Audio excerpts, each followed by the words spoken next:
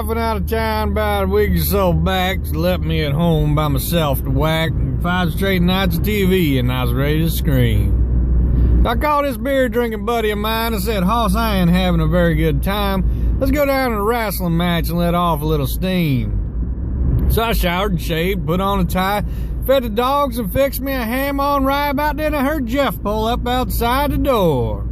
I said, Hoss, let's get us a case of beer, and what we don't drink we can bring back here, but I'd have stayed at home if I'd have known what lay in store.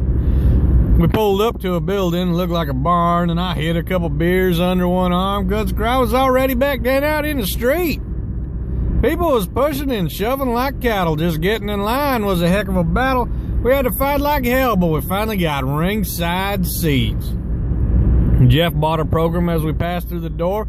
We went to Section D, seats 3 and 4, and about that time the announcer stepped into the ring. He said, tonight's the greatest card ever been signed. We got a stretch of matches gonna blow your mind. And then they lowered the lights and the crowd began to scream. They introduced the Spider from Parts Unknown and his trusty partner, the Blue Cyclone, and they was taking on a team that never had been beat. Well, the ref checked them over and the rules were explained, and somebody hollered the Spider's got a chain, and then came the Vulture with his manager, Sneaky Pete. Well, they rang the bell and all hell broke loose. My legs were shaking like a fucking goose. I ain't never seen anything like this, not even in the war.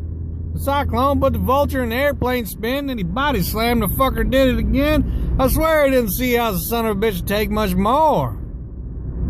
Well, there was a little old lady right next to me. Shit, if she was a day, she was 83. She raised more hell than any man I've ever seen. She screamed and cussed in the Cyclone's face, and they carried her ass out like a basket case. Then the police came and formed a circle around the ring. Then on the second row up jumped a man. Shit, he had a pocket knife in his hand. He hollered, let me in there, and I'll mop up the floor. His wife reached up and grabbed his fucking sleeve, and I saw him breathe a sigh of relief. And he sat down and he never did say no more.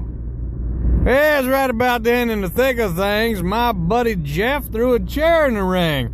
And that's when I knew damn well we better head for the door. As I saw that Cyclone looking at us, he rubbed his head, started to cuss, and I knew if he'd caught us, he'd kick Jeff's ass for sure. Well, where we parked wasn't very far, and Jeff ran so fast he beat me to the car and locked the door and wasn't about to let me in. I turned around and the Cyclone was there, and he said, hey, punk, you forgot your chair. And by the look in his eyes, I knew that this was the end. I screamed, hey, watch it, bud. I run a school where I teach karate and jiu-jitsu, but before I could finish, he gave my teeth a raise. Then he jumped up high in the air and both feet caught me with a flying glare. Now tell me again how all that wrestling's fake. Hey, he body slammed me 2 or 3 times, and he put his arms around me from behind and he pile drived my ass on the hard concrete.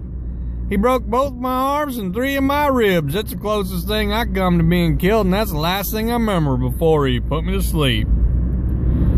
Woo, I'll tell you one thing, from now on, I'll watch him fucking matches at home, sipping on a beer in front of my own TV. And if my wife and kids ever leave again, I'm gonna stay away from all my friends, because the only friend that I can really trust is me.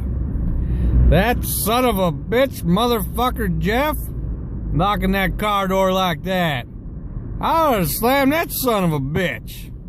Holy shit, my asshole even hurts.